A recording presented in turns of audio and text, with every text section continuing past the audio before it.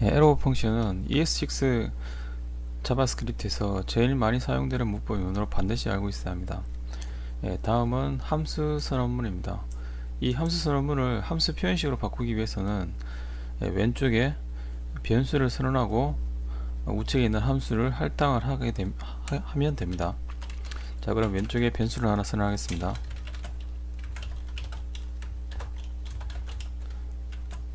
자, 왼쪽에 arrow 퀴즈라는 변수를 선언하고 우측에 있는 펑션을 할당을 했습니다. 그러면 우측에 있는 펑션은 이제 더 이상 이름이 필요 없으므로 여기 있는 이름을 삭제를 하게 됩니다. 이름이 없으면 이 펑션은 익명함수가 됩니다. 그래서 우측에 있는 이 익명함수를 arrow 펑션으로 바꿀 수가 있게 됩니다. 자, 그러면 우측에 있는 익명함수를 이제 arrow 펑션으로 바꿔 보겠습니다. 규칙은 이 입력과 출력 사이에 arrow 기호를 하나 삽입하고 그리고 이 펑션을 삭제를 하게 됩니다. 그리고 만일에 리턴문이 하나밖에 없을 경우에는 이 중괄호 리턴을 모두 생략을 할 수 있습니다. 자, 그러면 중괄호 리턴을 모두 생략하면 이렇게 되겠죠. 그리고 실행 결과를 살펴보면 여기 3이라고 제대로 결과 지키는 걸 볼 수가 있습니다.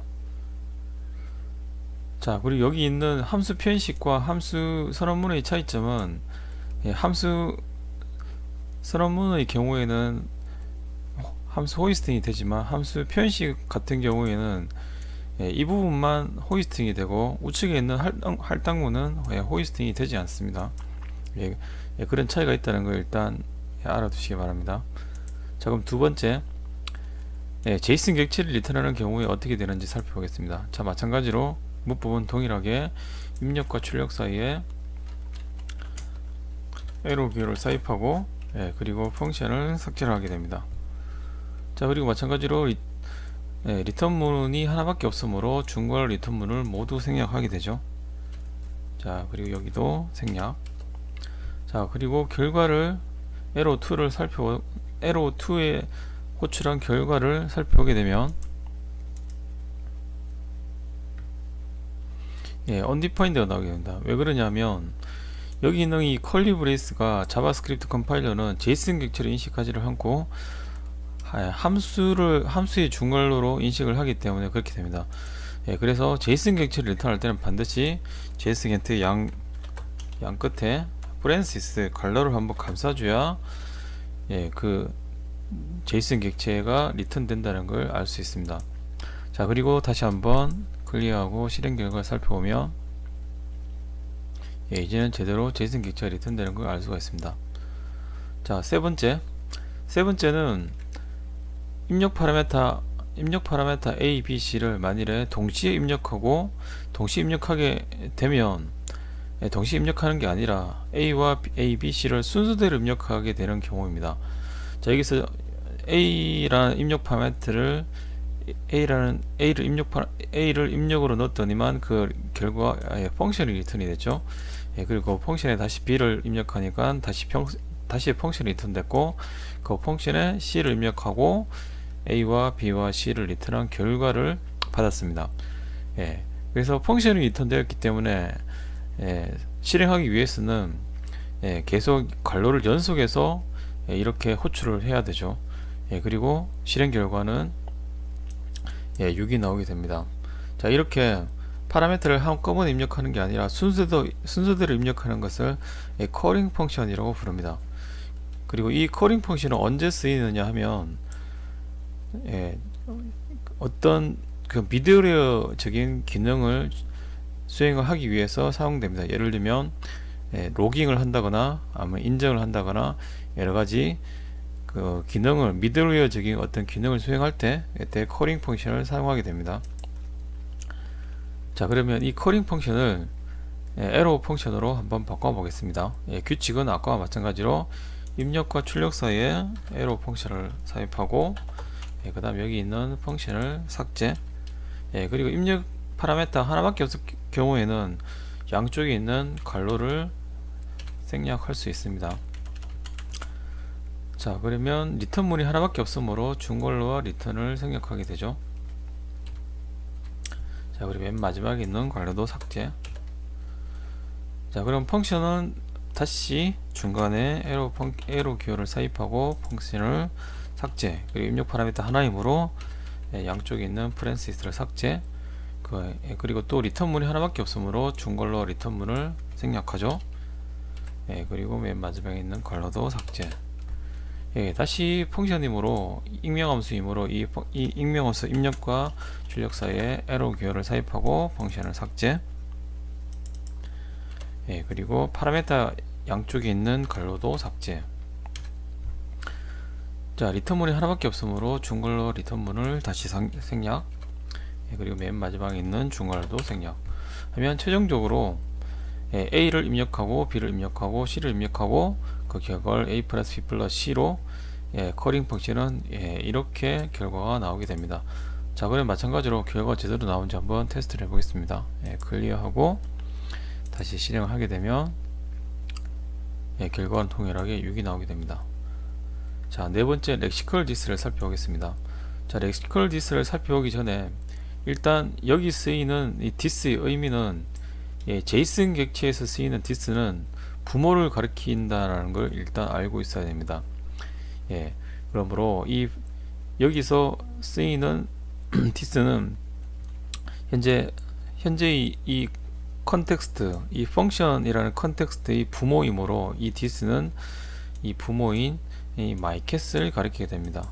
그래서 mycat.loginfo라는 펑션을 실행하게 되면 여기처럼 결과는 the cat has 4x라고 결과가 잘 나오게 되죠.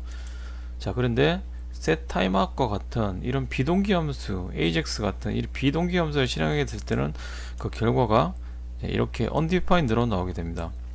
왜 그러냐면 이 setTimeout과 같은 비동기 함수는 바로 실행이 되는 게 아니라 메인 스레드가 비동기 함수의 경우에는 일단 먼저 Q에 넣었다가 메인 스레드가 쉬고 있을 때 Q에 있는 놈을 꺼내서 실행하게 됩니다. 그리고 자바스크립트의 펑션은 1급 함수이기 때문에 mycat에 소속된 펑션이 아니라 따로 독립해서 존재를 할 수 있는 펑션이 됩니다. 그러면 여기 있는 이 펑션은 Q에 독자적으로 존재를 하게 되고 1초 후에 실행이 될 때 이 부모를 찾게 되는데 그때 이 부모는 이 mycat을 가리키는 게 아니라 따로 떨어져 나온 펑션이기 때문에 그때 이 부모는 윈도우 객체를 가리키게 됩니다. 실제로 여기서 그러면 윈도우 객체를 가리키는지 콘솔을 한번 찍어 보겠습니다. 자, 여기 this를 출력을 하고 한번 실행을 해 보겠습니다.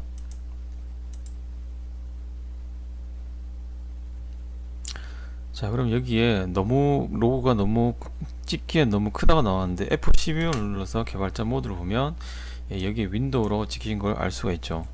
그래서 여기에 있는 setTimer과 같은 비동기 함수에서는 이 this가 글로벌 this를 글로벌 객체를 가리키게 됩니다. 그러므로 이 문제를 해결하기 위해서 ES6에 에러 펑션의 렉시컬 this라는 개념이 등장했습니다. 자, 이 setTimeout을 이 펑션을 없애고 그 사이에 입력과 출력 사이에 에러 기호를 삽입하고 다시 한번 결과를 살펴보게 되면 지금은 결과가 제대로 찍히죠. 왜 그러냐면 에러 펑션을 사용하게 되면 이 렉시컬이라는 의미가 어휘 그대로의 이라는 의미입니다. 그러므로 얘가 실제로 Q에서 실행되고 이런 걸 따지는 게 아니라 여기 보이는 글자 그대로 문법 그대로 따진다는 의미입니다. 그러므로 지금 현재의 에러 기호가 여기 존재하므로 이 에러가 현재 존재하는 컨텍스트는 여기죠. 여기가 현재의 클로징 컨텍스트가 됩니다. 그러므로 현재의 컨텍스트의 부모, 페어런트가 여기 있는 이 mycat을 가리키게 되죠. 그래서 여기 있는 this는 이 mycat을 가리키게 됩니다. 그래서 에러 펑션에서 this를 쓰게 되면 문법 그대로 어휘 그대로 나오는 현재의 클로징 컨텍스트를 기준으로 해서 부모를 가리키게 된다는 것을 가리키게 됩니다. 자, 비슷한 예제로 이번에는 jQuery에서 사용 예제를 한번 보겠습니다. 자, 우측에 이 버튼을 클릭하게 되면 일단 먼저 이 부분을 set time을 없애고 한번 해보겠습니다. set time을 없애고 다시 클리어하고 실행을 해서 버튼을 누르게 되면 이때는 누르자마자 바로 글자가 U로 잘 바뀌죠.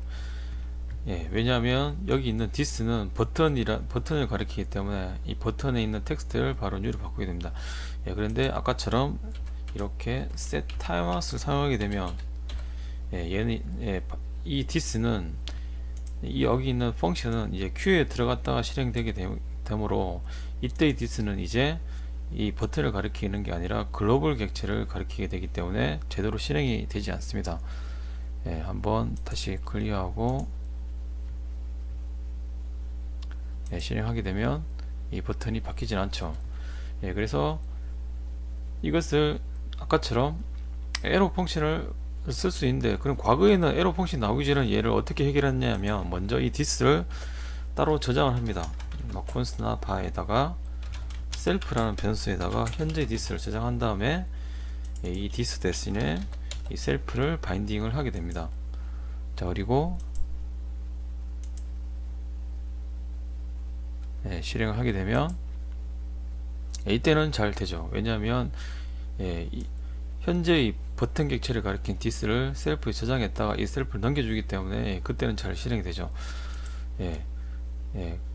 그래서 이런 방식이 아니면 아까처럼 에러 펑션을 이용해서 렉시컬 디스의 문법을 이용해서 입력과 출력 사이에 에러 기호를 넣어주게 되면 문법 그대로 현재의 에러가 가리키는 클로징 텍스트는 여기가 되죠. 여기가 클로징 컨텍스트가 되고 현재 있는 클로징 컨텍스트의 부모가 이 버튼 객체를 가리키게 되므로 이때의 this는 바깥쪽에 있는 버튼을 가리키게 됩니다. 자, 그러면 다시 한번 실행을 해보게 되면